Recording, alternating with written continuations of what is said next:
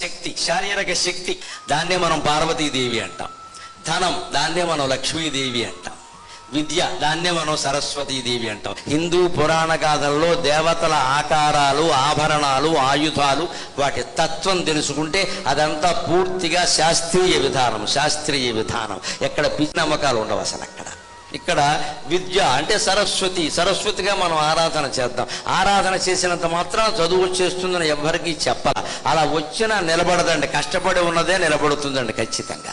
అందుకని దేవతను మనం ప్రార్థించడం ఎందుకంటే ఆ కష్టపడి నేర్చుకోవడానికి అవసరమైన ఇంద్రియ నిగ్రహాన్ని ఇవ్వాలి మనకి, లేకపోతే నేర్చుకోవాలి. చదువుకుంటుంటే ఇలాగే ఐ లవ్ యూ కూడా ఎవడో తగులుతాడు, ఇక్కడ మొత్తం పాడైపోయింది జీవితం అంతా. ఎటువంటి వ్యామోహాలకి లొంగకుండా ఉండే ఇంద్రియ నిగ్రహాన్ని ఇమ్మని దేవాలయంలోకి వెళ్ళి మనం ప్రార్థన చేయాలి. చదువు కంటే ముందు ముఖ్యం అది.